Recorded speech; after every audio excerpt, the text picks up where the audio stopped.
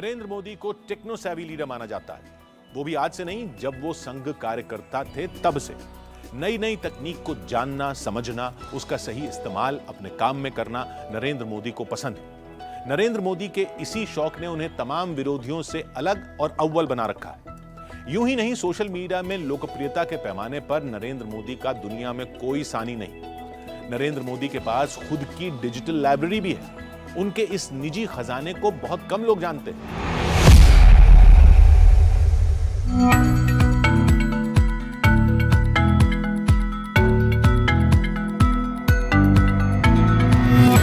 X 108.7 million, Instagram 96 million, Facebook 50 million. ये social media का दौर है। हर हाथ में मोबाइल है, हर आदमी हाईटेक है। इस दौर में लोकप्रियता और विश्वसनीयता सोशल प्लेटफॉर्म पर फॉलोअर्स की संख्या से तय होती है। नरेंद्र मोदी निर्विवाद रूप से सोशल मीडिया के सबसे बड़े वर्ल्ड लीडर हैं। ऐसा क्यों है?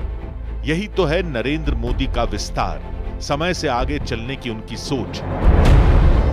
नरेंद्र मोदी टेक्नो सैवी हैं। नया आविष्कार उन्हें आकर्षित करता है। वो नई चीजें सीखते हैं, दूसरों को सीखने के लिए प्रेरित करते हैं। नरेंद्र मोदी जब संघ प्रचारक थे तब उन्होंने मणिनगर में संघ कार्यालय में कंप्यूटर की व्यवस्था कैसे की थी, इसे जिग्नेश शाह बताते हैं। मैंने बोला हाँ, मेरा दोस्त है अनिल पटेल जो हाल में अभी कनाडा है, वो कंप्यूटर का ही उनका बिजनेस है, तो मैं उसको लेके आता हूँ। फिर मैं उसको लेके गया नरेंद्र भाई के पास, तो उन्होंने उसके साथ कंप्यूटर सब्जेक्ट के ऊपर, टेक्नोलॉजी के ऊपर कम से कम 25 से 30 मिनट डिस्कशन किया, जबकि वो एक नया सब्जेक्ट था। गैजेट्स को लेकर नरेंद्र मोदी की धुन गजब की थी। 70 के दशक में नरेंद्र मोदी के पास भाषण रिकॉर्ड करने और उन्हें लिखने वाला डिक्टाफोन था। जयप्रकाश देसाई जैसे साथी ये भी याद करते हैं कि नरेंद्र मोदी ने अलार्म का बंदोबस्त कैसे कर रखा था।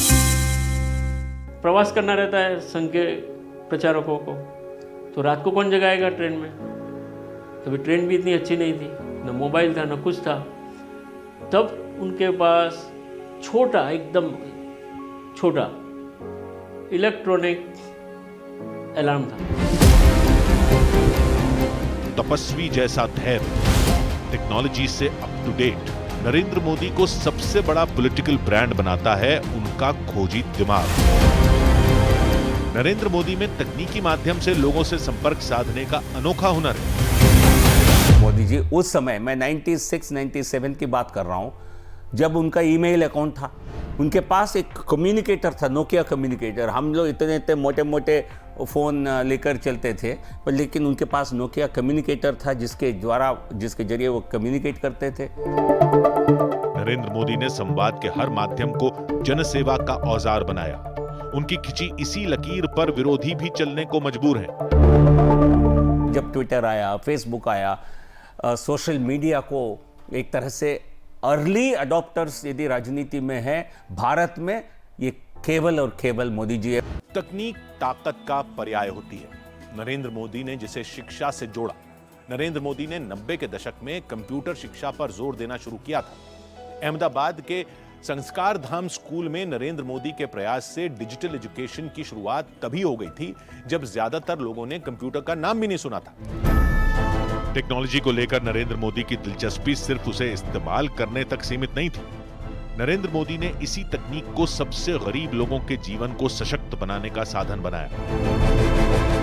पहले मुख्यमंत्री, फिर प्रधानमंत्री पद संभालने वाले नरेंद्र मोदी की तमाम योजनाओं में डिजिटल क्रांति का असर साफ झलकता है। 1 जुलाई 2015 को नरेंद्र मोदी ने डिजिटल इंडिया कार्यक्रम लॉन्च किया था। 10 साल बाद भारत का डिजिटल अवतार पूरी दुनिया को चौंका रहा है। भारत का डिजिटल भुगतान का सिस्टम सिरमौर माना जाता है। नरेंद्र मोदी ने प्रौद्योगिकी को जनसेवा में पारदर्शिता की कुंजी बनाया है। डायरेक्ट बेनिफिट ट्रांसफर के तहत 56 मंत्रालयों में 322 से ज्यादा योजनाएं शामिल हैं।